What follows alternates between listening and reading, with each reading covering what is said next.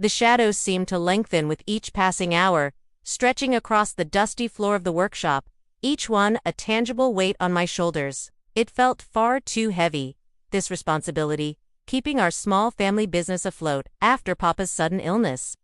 Doubt gnawed, a relentless little creature whispering failures in my ear. Every creaking of the old machines, every new order that didn't come, amplified the fear, the cold dread of everything collapsing, crumbling into dust around me. Sleep offered no escape, no real rest. My dreams were just a relentless replay of those fears, visions of everything I held dear just vanishing. I felt utterly alone, completely adrift, tossed about in a vast sea of uncertainty, the waves of worry constantly threatening to pull me down, to drown me completely. One evening, the silence in the empty workshop felt heavier than usual. I was just sitting there, surrounded by the tools of our trade, feeling utterly lost, when my grandfather's worn, leather-bound Bible slipped from the shelf. It fell open in my hands, the pages whispering with age. My eyes, without really searching, landed on a familiar verse, a quiet, almost forgotten whisper of hope in the echoing silence of the room.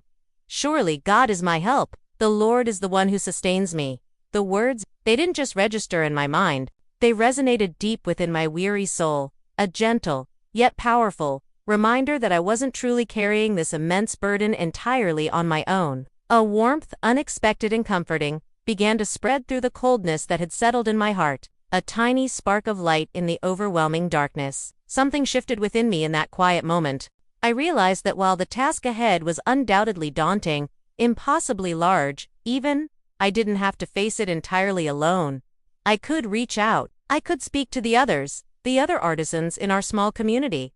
So, I did. I shared my struggles, the raw fear that gripped me, the uncertainty of it all. And to my surprise, to my utter astonishment, they responded. They offered their time, their skills, their expertise, a collective spirit rising up to meet my desperate need. Old Man Tiber, his hands gnarled with years of working with wood, offered invaluable guidance on repairing a crucial piece of equipment that had been silent for months. Young Alara, with her sharp eye for detail and modern ideas, helped me streamline our outdated processes, finding efficiencies I hadn't even considered. Our neighbors, hearing of our plight, started spreading the word about the workshop, their simple acts of support becoming a vital lifeline in a turbulent time. They even organized a small gathering, without being asked, just to come and help with some of the heavier lifting, strong hands joining mine in a shared purpose, a silent promise of solidarity. I began to understand.